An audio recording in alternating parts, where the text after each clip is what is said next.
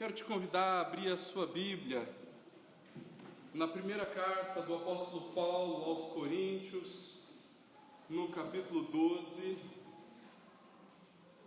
Primeira carta do apóstolo Paulo aos Coríntios, capítulo 12. Eu lerei com os irmãos os versículos 1 a 6. Primeira carta de Paulo aos Coríntios, no capítulo 12, do versículo 1 ao versículo 6.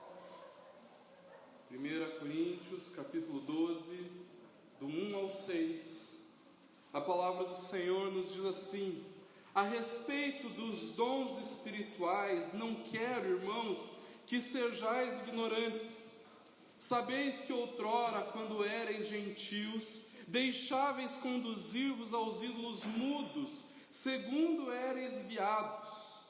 Por isso vos faço compreender que ninguém que fala pelo Espírito de Deus afirma anátema a Jesus. Por outro lado, ninguém pode dizer Senhor Jesus, senão pelo Espírito Santo.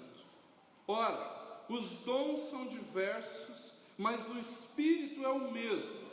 E também há diversidade nos serviços, mas o Senhor é o mesmo. E há diversidade nas realizações, mas o mesmo Deus é quem opera tudo em todos. Vamos orar mais uma vez, brevemente, louvando a Deus pela sua palavra. Deus, em nome de Jesus, nesse momento o nosso clamor é para que o Senhor fale conosco, que a gente compreenda aquilo que o Senhor tem para nos dizer, para que o nosso coração seja transformado e impactado pela verdade do Senhor expressa na Tua palavra. Age nas nossas vidas, transforma o nosso caráter. É isso que clamamos em nome e para a glória do Senhor Jesus. Amém. Queridos, nós vivemos no nosso tempo num mundo de uma vasta experiência religiosa, e por favor, eu não quero que você pense que eu estou falando a respeito de uma coisa boa, que eu não estou falando que essa experiência religiosa é algo bom. Eu já falei muitas vezes que ter uma religião pode ser a forma mais fácil que alguém tem de ir para o inferno. Ter uma religião pode ser a forma mais fácil de conduzir alguém para o inferno. Ter uma religião pode levar alguém a confiar na sua própria experiência religiosa para ser salvo. Mas a Bíblia afirma claramente, queridos, que só é possível experimentar de salvação, experimentar de nova vida através de Jesus. Eu já cansei de falar, e eu não me canso de falar, é uma frase ambígua, mas essa é a verdade, que eu já falei muitas vezes, mas ainda não me cansei de falar e repetir, que não é importante ter uma religião, é importante ter Jesus. Não é importante ter uma religião, é importante ter e caminhar e crer em Jesus. Mas o mundo em que nós vivemos, queridos, parece demonstrar uma simpatia muito grande às coisas que parecem espirituais, mas não são. E quando essas coisas espirituais, entre aspas, estão relacionadas com mentiras, com enganos, a sociedade em que vivemos parece demonstrar uma simpatia ainda maior, uma simpatia muito grande.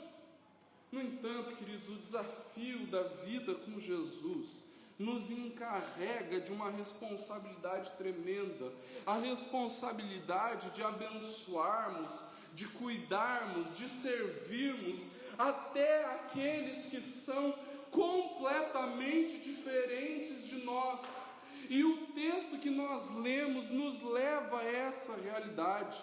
Queridos, a igreja de Corinto era uma igreja bastante conturbada, muito imatura espiritualmente, uma igreja que era cheia de divisões, com problemas na área moral, com problemas na justiça, com problemas na sexualidade, enfim, uma igreja muito problemática. Gente, nenhum de nós aqui gostaria de frequentar uma igreja como a igreja de Corinto. No entanto, queridos, desde o início dessa carta, o apóstolo Paulo faz questão de ressaltar que mesmo com todos esses problemas, uma igreja, mesmo com todas essas dificuldades, essa comunidade, a comunidade de Corinto, era a igreja do Senhor Jesus. E por conta disso, queridos, para que os coríntios fossem fortalecidos, o apóstolo Paulo escreve essa carta como uma resposta a muitas dúvidas que os crentes daquela igreja tinham. Os coríntios estavam totalmente obcecados, completamente tomados pelas coisas sobrenaturais, pelos mistérios, e eles precisavam de um conselho firme, sábio, corretivo, mas também encorajador do apóstolo Paulo. E a grande prova disso, queridos, é que o apóstolo Paulo começa o texto que lemos dizendo assim, a respeito dos dons espirituais, no versículo 1, a respeito dos dons espirituais, com relação à pergunta que os coríntios fizeram a respeito dos dons espirituais, escrevendo aquela carta, o apóstolo Paulo diz, com relação àquela dúvida que vocês tinham ou que têm a respeito dos dons espirituais. É isso que o apóstolo Paulo quer dizer. Vocês me perguntaram a respeito e eu vou dizer para vocês o que Deus me deu a conhecer a respeito disso. Mas muito mais importante que nós compreendermos que era uma dúvida da igreja, de uma igreja problemática, de uma igreja cheia de problemas, o apóstolo Paulo fala assim a respeito dos dons espirituais. Eu não quero que vocês sejam ignorantes, eu não quero que vocês desconheçam isso. Queridos, o apóstolo Paulo considera que os dons espirituais são tão importantes para a vida da igreja que ninguém pode desconhecer a respeito disso. A igreja precisa compreender e conhecer os dons espirituais. É impossível que uma igreja se fortaleça, que uma igreja cresça e seja edificada fiel em Jesus, sem que os cristãos entendam e exercitem os seus dons espirituais. Mas por quê, queridos? Por que o apóstolo Paulo diz que eles precisam conhecer os dons espirituais? Porque no versículo 2 ele fala assim, porque outrora, quando vocês eram gentios, vocês se deixavam conduzir-se aos ídolos mudos, vocês eram guiados pelos ídolos mudos. Queridos, a igreja de Corinto era uma igreja muito rica, muito próxima. A cidade de Corinto era uma cidade muito rica, muito próspera, era uma das cidades mais importantes da Grécia na época do Império Romano. E ainda mais do que isso, a cidade de Corinto, queridos, era conhecida por sua vasta experiência religiosa, uma experiência religiosa bastante parecida com aquela que nós percebemos por aí, com aquela que nós olhamos nos nossos dias. Na cidade existia uma quantidade imensa de estátuas ao deus Apolo, existia um monte de templos a vários deuses gregos, e um desses templos, o templo de Artemis, a deusa do amor, o principal templo do Senhor, da cidade, demonstrava como era a experiência religiosa daquele povo, daquela cidade.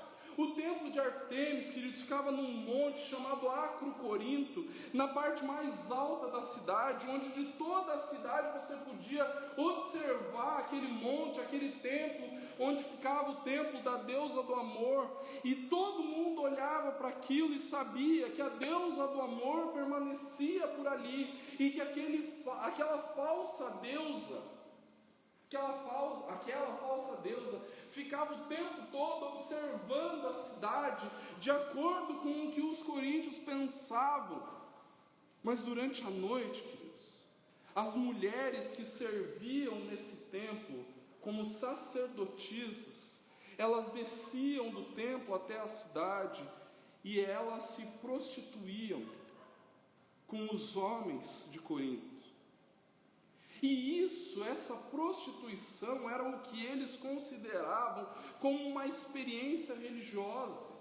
Era uma experiência religiosa completamente tomada pela imoralidade, pela perversão sexual, que levava as pessoas a um estado de êxtase, a um estado de transe, aquele negócio meio zen. E essa experiência era o que os coríntios entendiam como piedade, era aquilo que eles entendiam como religiosidade, e era através dessa experiência que eles eram conduzidos, que eles eram guiados. Não é, pastor? Mas o que é que isso tem a ver com os dons espirituais? Tem tudo a ver, irmãos. Tem absolutamente tudo a ver, porque muitos daqueles que tinham se convertido a Cristo e que agora eram da igreja de Corinto e não mais cultuavam a Artemis ou Apolo ou outro qualquer Deus, eles estavam achando que os dons espirituais conduziam a uma experiência parecida com aquela que eles tinham no templo de Artemis. Isso não quer dizer, queridos, que eles estavam tendo relações imorais na igreja ou entre eles, mas que eles achavam que os dons espirituais levariam os crentes àquele êxtase que a religião grega provocava. No entanto, queridos, o apóstolo Paulo está alertando os crentes de Corinto que os impulsos emocionais que tinham arrastado aquelas pessoas atrás dos ídolos mudos não eram evidências da presença, não eram evidências da ação do Espírito. Paulo nos ensina, queridos, que os dons não tinham um propósito de conduzir alguém a um êxtase religioso, mas tinha um propósito muito maior, e é sobre exatamente isso que nós vamos conversar hoje e na semana que vem. Eu quero expor aos irmãos sobre os verdadeiros propósitos dos dons espirituais, os propósitos mais altos dos dons espirituais na vida da igreja. O primeiro propósito nós veremos hoje, e os outros dois, se assim Deus permitir, na semana que vem. O primeiro propósito, queridos, dos dons espirituais é exaltar o senhorio de Cristo, como o versículo 3 nos demonstra. Ali no versículo 3, queridos, o apóstolo Paulo diz o seguinte: ninguém que fala pelo Espírito de Deus afirma anátema Jesus. Anátema, queridos, é uma palavrinha hebraica que significa maldito. O que o apóstolo Paulo diz é: ninguém que é guiado pelo Espírito afirma Jesus seja maldito. Queridos, o apóstolo Paulo fala isso porque os crentes de Corinto estavam acostumados a serem guiados pelos ídolos mudos, guiados por algum tipo de força sobrenatural ou demoníaca, se você preferir, a um estado de transe, a um estado de êxtase ou alguma atitude estranha. Queridos, os coríntios estavam se importando muito mais com a experiência do que com o conteúdo dessa experiência. A gente não pode afirmar ao certo, irmãos, se existia alguém no meio daquela igreja que realmente afirmava que Jesus era maldito, ou se havia algum pagão no meio deles, que ele tinha entrado no templo lá e cheio do seu êxtase religioso, no meio do seu transe, havia dito que Jesus era maldito. A gente não sabe ao certo o que tinha acontecido, ou se tinha acontecido algum evento do tipo. O que a gente sabe, queridos, é por que o apóstolo Paulo fala isso.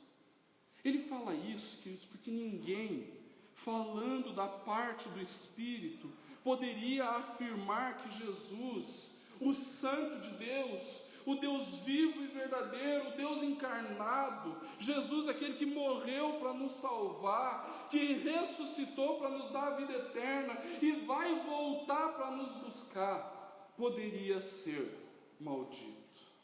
Queridos, o Espírito Santo é Deus, Jesus é Deus, O Pai é Deus. É impossível que alguma das pessoas da Trindade contrarie o testemunho da outra. Nós cremos que o único Deus existe em 3 pessoas, e é simplesmente impossível que um amaldiçoe o outro. É impossível que o Espírito amaldiçoe Jesus. Isso, queridos, é bastante claro para nós. É algo assim bastante óbvio. Mas é tão óbvio, queridos, por que o apóstolo Paulo diz isso à igreja de Corinto? Se é tão claro, se é tão óbvio,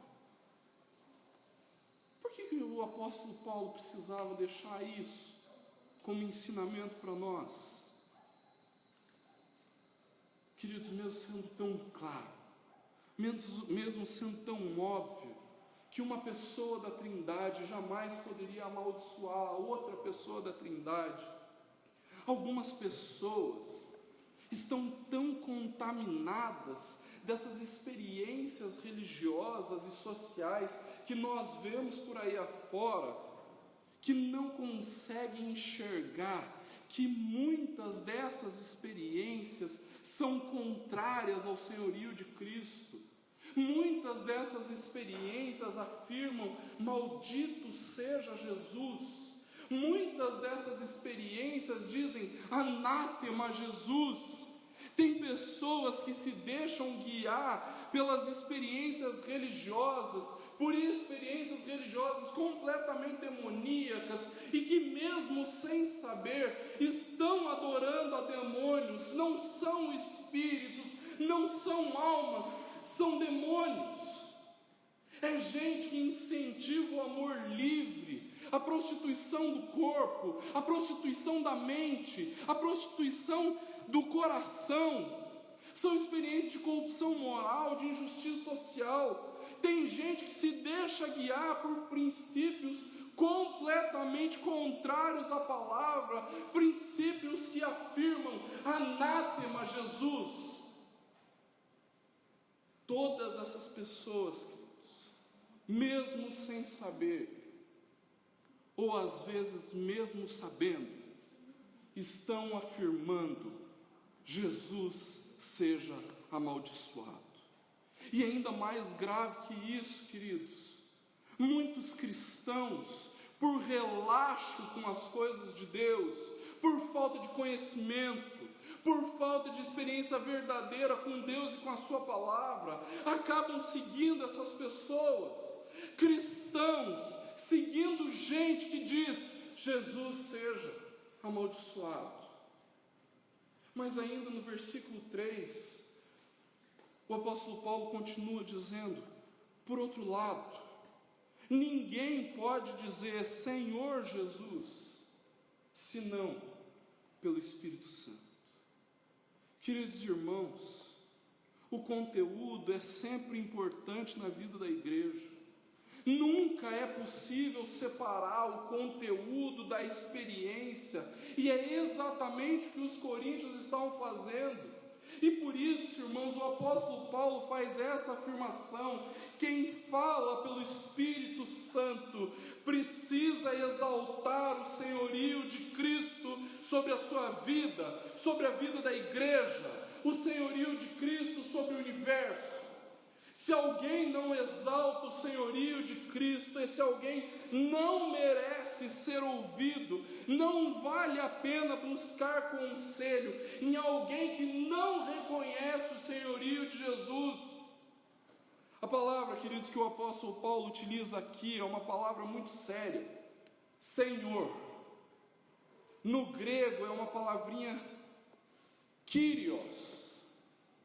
Essa palavra, queridos, Kyrios, era a palavra utilizada para se referir ao próprio Deus. Se alguém não afirma a divindade, o senhorio de Cristo, é porque esse alguém não fala pelo Espírito. Pode ser um discurso maravilhoso, pode ser um ensinamento profundo, mas se não exalta a divindade de Cristo, se não exalta o senhorio de Cristo, eu tenho certeza que esse discurso, que esse ensinamento não pode gerar vida no seu coração, não vai e não pode gerar vida no meu coração. Mas, irmãos, essa palavrinha, Kyrios, também tinha uma implicação social, uma implicação política, tão séria quanto a anterior. Naquela época, queridos, afirmar que alguém era o Senhor, afirmar que alguém era Kyrios, era a forma de praticamente assinar a sua sentença de morte. Isso porque, queridos, no Império Romano só existia um Kyrios, o imperador. Se você, no meio da sua adoração, se você andasse na rua, falasse que Jesus era o seu Kyrios, o seu Senhor, você provavelmente estaria assinando a sua sentença de morte, porque só podia existir um Senhor, um Kyrios, um imperador. O imperador romano era o único que poderia ser chamado de Senhor. Se alguém chamasse qualquer outra pessoa no império de Senhor, corria um risco tremendo de ser denunciado e acabar morrendo por causa disso, por causa da sua confissão. Presta atenção nisso. Hoje em dia, queridos, a gente vê um monte de gente que afirma com uma facilidade tremenda: Jesus é o Senhor da minha vida. Jesus é o Senhor. Mas eu confesso, irmãos, que muitas vezes eu me pergunto diante dessas afirmações, diante dessas confissões, será que se essas pessoas corressem o risco de perder a vida por causa dessa afirmação, Jesus é o Senhor, será que essas pessoas diriam que Jesus é o Senhor? Será que as pessoas seriam tão convictas de que Jesus é o Senhor se as suas vidas estivessem ameaçadas? Queridos, o que nós temos visto por aí é um cristianismo fajuto, que não tem absolutamente nada a ver com o Evangelho, não tem absolutamente nada a ver com o que a palavra revela, um cristianismo que quer receber as bênçãos sem se submeter ao senhorio de Jesus. Eu comecei o sermão de hoje falando da grande pluralidade religiosa que nós vivemos nos nossos dias. E diante, queridos, de tanta experiência religiosa, nós temos a tendência de perguntar: o que é que vem de Deus? Quem é que está certo? Quem é que está correto? Será que essa religião que eu escolhi é a religião correta? Será que eu escolhi o lugar certo para encontrar a vida espiritual que eu tanto desejo, que eu tanto almejo? Você quer descobrir isso? Então eu vou te dar uma ajuda, uma dica. Presta bem atenção. Toda e qualquer religião que não confessa Jesus como o único Senhor não é de Deus. Toda e qualquer experiência religiosa que não confessa Jesus como o único Senhor não é de Deus. Qualquer discurso, qualquer palavra que não confessa Jesus como Senhor nunca poderá trazer vida para o seu coração. Mas eu não estou me referindo apenas a outras religiões tão diferentes da igreja evangélica. Eu também estou falando desse cristianismo mentiroso, ganancioso, corrupto, imoral, onde tudo o que importa é receber mais e mais bênçãos. Mas esse falso cristianismo não exalta a divindade de Cristo. Esse cristianismo relapso, relaxado, não exalta o senhorio de Cristo. E queridos, diante dessa realidade que nós vemos todos os dias, eu choro, esmurro meu corpo, repreendo o meu coração e a minha mente pecaminosa e egoísta, porque eu não quero ser como estes. Eu não quero ser como estes. Eu quero ser como os verdadeiros vencedores, aqueles que exaltam o seu senhorio de Cristo, aqueles que o livro do Apocalipse, no capítulo 12, versículo 11, declara: eles venceram por causa do sangue do Cordeiro, pela palavra do testemunho que deram, e mesmo em face da morte, não amaram a própria vida.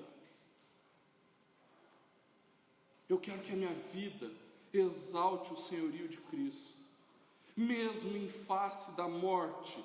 Eu quero que a minha vida exalte o senhorio de Cristo. Eu quero que os meus dons exaltem o senhorio de Cristo. Eu quero que o meu ministério não exalte a ninguém a não ser o próprio Jesus. Eu quero que a igreja que eu pastoreio exalte o senhorio de Cristo, para que lá, no fim da história, quando o Senhor Jesus se manifestar em todo o seu esplendor e glória, eu possa ouvir junto com você: eles venceram por causa do sangue do Cordeiro, pela palavra do testemunho que deram, e mesmo em face da morte, não amaram a própria vida.